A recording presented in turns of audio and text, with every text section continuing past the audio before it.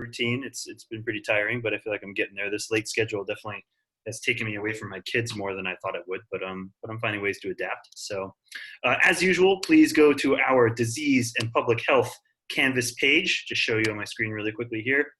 And then you can do two things. You can either look under assignments for this, disease and health tasks for U1L3, Unit 1, Lesson 3, or if you go to the home page and scroll down to that like weekly calendar, find today's date, and you'll see under plan, Unit 1 L3 plan. Click on that, it'll bring you here. You need to have this open because we're going to be going through and clicking on some links to different assignments from here. First thing I want to do is to start off with some homework review. I was impressed with the notes pictures that were being sent in. Here's just one I threw up as an example. I don't remember whose this is. This is Leah's. This is great. Again, vocabulary, taking some notes. Everyone took some really good pictures, so keep that up. Even, again, I need to just see one page, that's it. And then you had to do the quiz. Were there any questions on that quiz? Anything you got stuck on or were confused by? Now's a good time to ask. And again, don't be afraid because usually the question you ask is the same one that other people have too.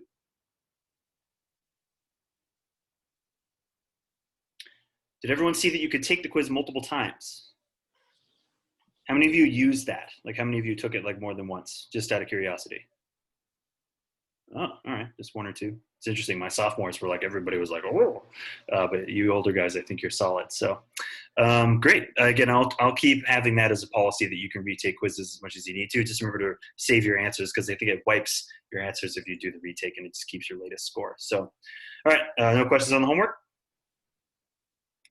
Was the load okay? I mean, again, I'm shooting for roughly 30 minutes. I feel like I might have given a little too much, but was that a manageable amount of work? I'll survey you all towards as we keep going to see how we're feeling because again, I'm going to try to stay on the lighter side as much as I can, but great.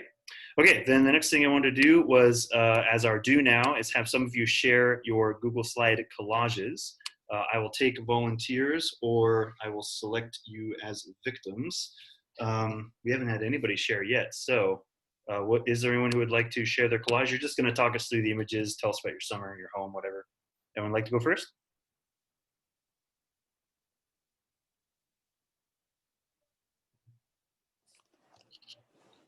Bella, would you be willing to kick us off? Sure. Okay, let me pull yours up. I have to find it. Oh wait, I'll pull it up on my screen. Yeah, I'll pull it up on my screen. I'll just hit share, and okay. and then you can just talk us through it. So it'll just take a second to load.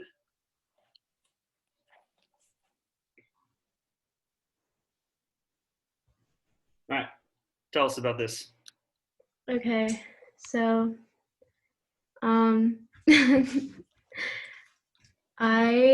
since I've gone to boarding school, since I've gone to boarding school, I haven't had really long periods of time with my family. So this is kind of the first time I've been home for a very long time, and I've kind of settled because before I went to boarding school, my parents moved, so I was finally kind of able to settle in my room. Hold up.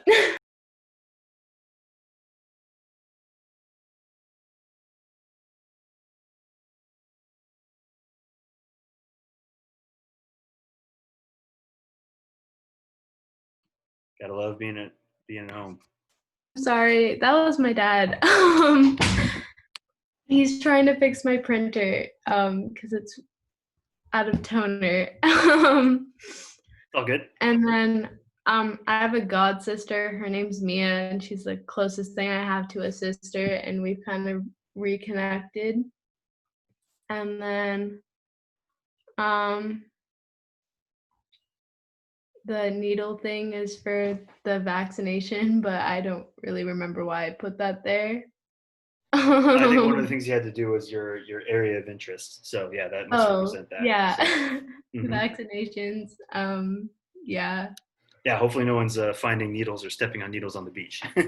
not a good thing you want to run into. So yeah. Awesome. I think that's really cool that you find value in the fact that you've spent time with family over the summer.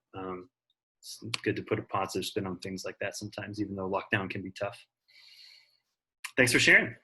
Would anyone like to go next?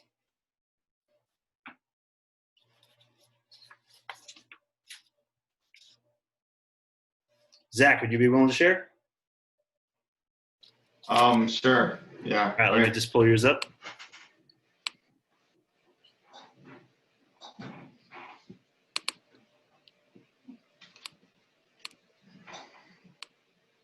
All right, tell us about your summer and the images you included. Okay.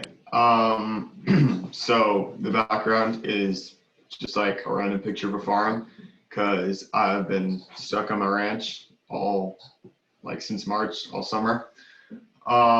There's a picture of a person hiking because I went up to Yosemite for a while and did some hiking.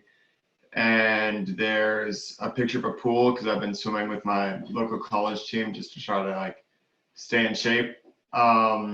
There's a cat because my sister's got new cats this summer, so that's cool. And then for my area of interest, it's just like pandemic prevention and public health steps we can take. So I just put like a mask and a type of bacteria. So yeah. Nice, yeah, very appropriate for these times, and definitely something we'll get into later in the course. Where'd you stay in Yosemite? A cabin in Wawona. Nice. Is that somewhere you go regularly, or like first time over there? Yeah, it's our friend's cabin. They let us stay there every year. Nice. And did you say you're swimming with your political awareness team or something like that? Like, No, what did my you... local college team. Oh, nice. Cool. Yeah, like a community college. Oh, that's got to be pretty intense. Yeah, not really. Yeah. Yeah, it's really weird seeing the pool here closed. Again, my apartment's right by the Stevenson pool, and it's just been empty. Some firemen used it at one point, but that was it. So, awesome. Thanks for sharing, Zach. I think we got time for one more person. Would everyone else like to go today? Anthony, willing to go? All right. Let me pull yours up.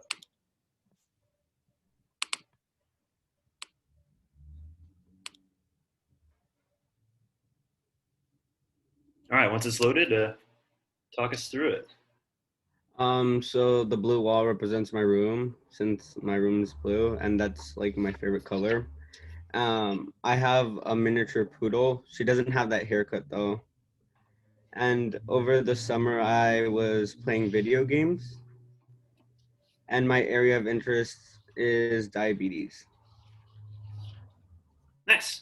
Yeah, definitely something we'll be talking about in this unit on non-communicable diseases. So do you think your dog would be willing to get that kind of a hairstyle?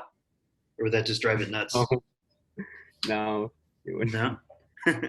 Yeah, it's pretty nuts. Some people do that. So what was your game of choice over the summer? Like, what was one you played a lot or one you really enjoyed? Super Smash Bros. Yeah? Yeah. Who's your character of choice? Who are you the best with? Kirby. Oh, yeah? Nice. Yeah. Yeah, a little floaty. Nice.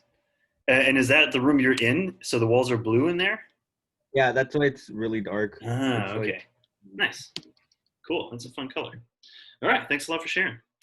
We will continue again with these shares next time we meet. And again, we'll hopefully have another 3 or 4 people go each time. But thanks a lot for you 3 for sharing in that round.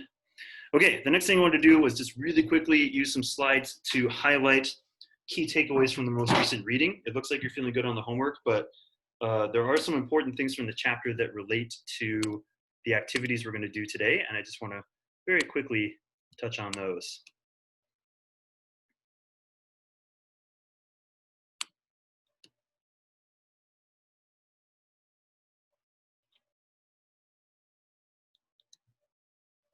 Okay, sorry, I'm just trying to get my iPad to connect here. There we go.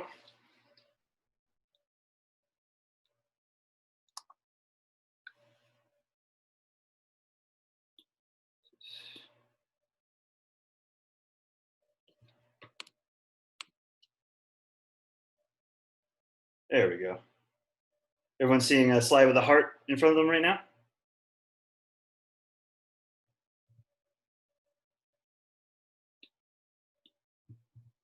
I just need verbal confirmation because I can't see anybody right now. Yep. Awesome. All right. So hopefully you guys, the first thing they talked about, it's all about heart abnormalities and cardiovascular diseases.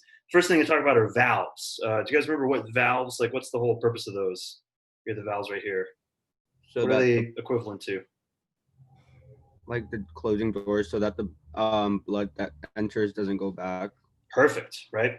And so that's a pretty important concept, especially with this condition they describe, mitral valve prolapse. The mitral valve is this one right here between the left atrium and left ventricle, and it's actually very common for that one. It's a bicuspid valve. That one has two parts to it, and if one of those breaks, the pressure that the left ventricle can generate is really low, and blood can actually sometimes flow backwards, which is a big problem and often needs to be treated with surgery. Heart failure in general is just the heart can't beat blood enough to supply the body with oxygen. It can't keep fluids moving. And so a lot of common symptoms is the heart will actually enlarge. What do you notice about this guy's ankles?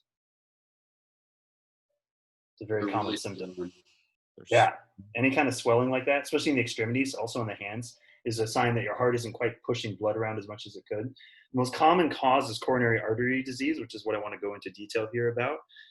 But they talk about a couple of other artery diseases. Any damage to the wall that weakens the wall of an artery so that it swells up is called an aneurysm. These are dangerous because they could potentially burst or rupture, and that's going to require surgery to fix before too much blood loss occurs. But what I want to focus on again is coronary artery disease. This is the most common cause of heart failure and heart attacks.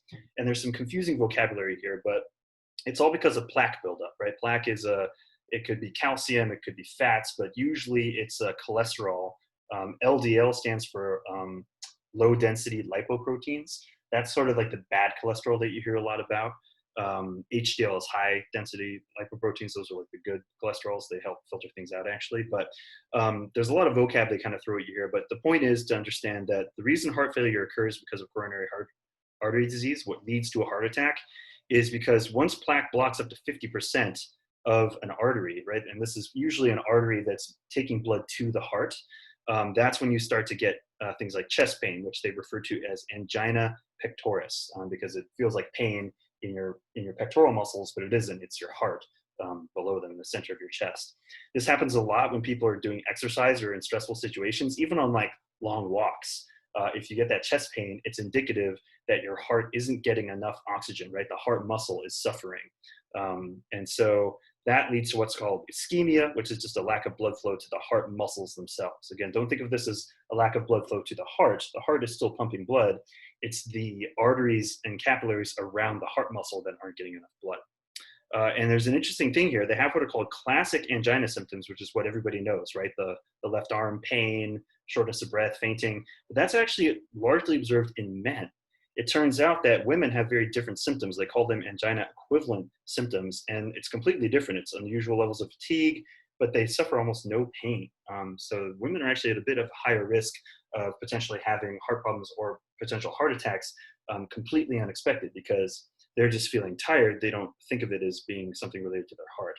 This is just a good image from the book. Again, this is showing you the atherosclerosis, which is just that clog. And again, once it gets past 50% blockage, that's when you start getting the pain. And again, you can see it's an artery on the heart, on the surface of the heart that's feeding the heart muscle. And then they cover a couple other ones that I think are obvious. But again, most of this, like coronary artery disease and everything, can eventually lead to a heart attack. That's when the artery gets completely blocked, and therefore there is no oxygen being fed to this muscle, and the muscle dies. And so that really weakens the heart. That's not a good situation, but it's very treatable. Time is of the essence. It's amazing what they can do. They'll usually use what's called a stent, which is a wire that they'll actually send up into your arteries, and they'll go to the location where the clog is. And they have a little balloon they can inflate that kind of stretches out the artery and gets the block out. It's pretty incredible when you think about it. Hypertension is just high blood pressure. They also talk about peripheral vascular disease, which is very similar to what we've been talking about, but in your legs. And then stroke is a scary one too, where it's a blockage in the brain. It can be either ischemic, which is just a blockage, and those can be temporary, transient, or really severe. But if you're getting anything like that, it's indicative that you're going to have a more severe stroke later on. Hemorrhagic's the bad one. That's where an artery might burst. That usually requires surgery to fix, which gets kind of tricky. So key things to remember to prevent this. I don't know if it struck you in the reading, but one of the prevailing things they kept mentioning was physical inactivity, right? You've got to keep exercising to keep your heart healthy. Stay away from smoking, and there's increasing evidence now that vaping is also contributing the same chemicals. It's causing the same issues in circulatory systems. And just making healthy dietary decisions. It's not necessarily cutting out fat though. There's this like obsession with low fat, cutting out fat. You need fat. Fat's good, actually. It's more that, again, low density lipoprotein, the LDL cholesterol, the bad cholesterol, is what you want to avoid. Any questions on that or on the chapter that you guys read?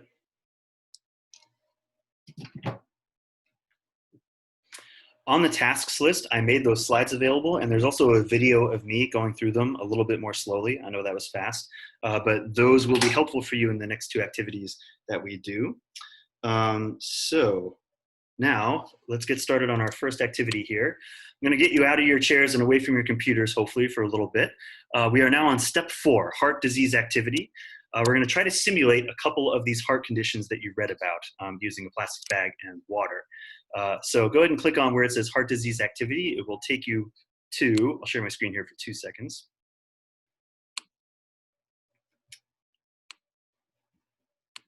It'll take you an assignment that looks like this. And so I've got instructions. You're going to need a camera. It might be good to have a stand or to get somebody else to help you film because you're going to need 2 hands for this. You'll need a Ziploc bag or another plastic bag of some kind, scissors, a sink for the water part, and then some kind of blocker like a butter, bacon grease, toothpaste, rice you could also use. So there's a demonstration video I made that you can watch, but then we're going to be working on Flipgrid. So here's what the Flipgrid looks like. I've got my demonstration video right there. And so just follow the instructions that are on the assignment. Everything's written out here, or again, you can just mimic what I do in the demonstration video. But I'll give you 20 minutes to work on this, and we'll come back together to do a little share. Any questions initially? All right, go for it. Have fun. I'll be here if you have questions or if you have any concerns, just listening. Otherwise, we'll come back together in 20 minutes.